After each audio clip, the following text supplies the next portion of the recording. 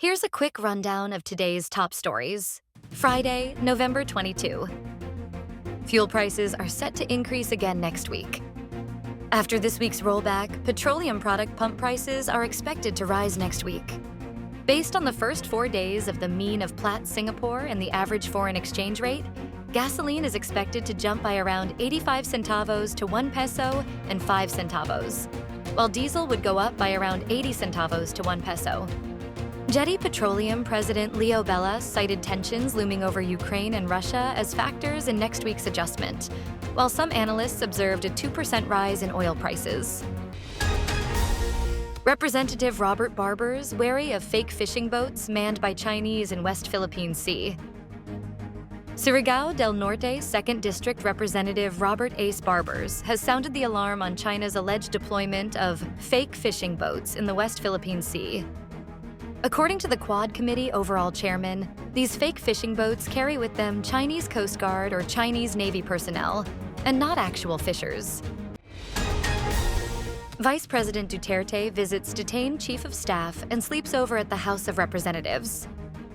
Vice President Sara Duterte spent Thursday night, November 21st, at the House of Representatives in Batasan, Quezon City, after visiting her detained Chief of Staff, Attorney Zuleika Lopez, there.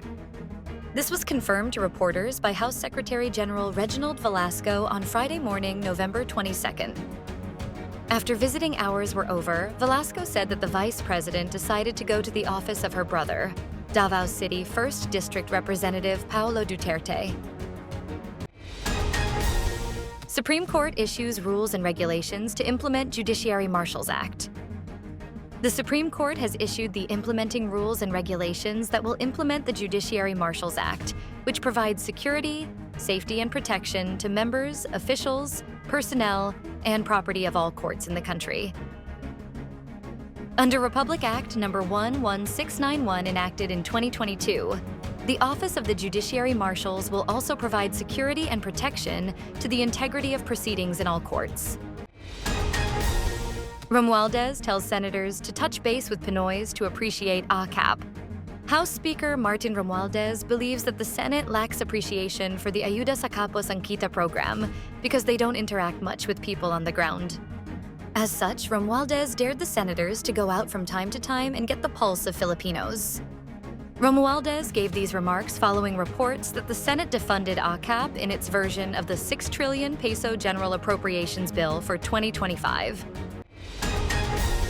Mayor Francis says to Senator Jinggoy, "I do not need flying voters to win in San Juan."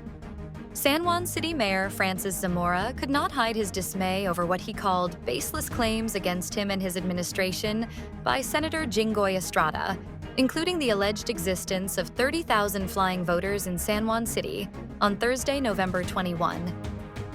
Estrada made the claim during the Commission on Elections budget hearing on November 18, where he said that there was an increase of 32% in the number of registered voters in San Juan from 2016 to 2022. Death toll in Gaza from the Israel-Hamas war passes 44,000. The death toll in the Gaza Strip from the 13-month-old war between Israel and Hamas has surpassed 44,000, local health officials said Thursday. The Gaza Health Ministry does not distinguish between civilians and combatants in its count, but it has said that more than half of the fatalities are women and children. The Israeli military says it has killed over 17,000 militants without providing evidence. Kai Sotto towers over tall blacks as Gilas ends New Zealand jinx.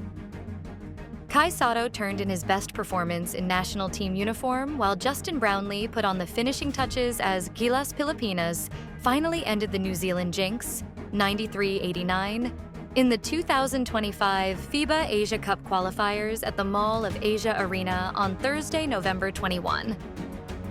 Sotto finished with Gilas' career-high 19 points, 10 rebounds, 7 assists, 2 steals, and a block as he sparked a 16-0 blast to turn a 56-60 deficit into a 72-60 advantage. The Filipinos not only ended an 8-year drought against the Kiwis, but also inched closer to an early qualification to the FIBA Asia Cup main draw in Jeddah, Saudi Arabia next year.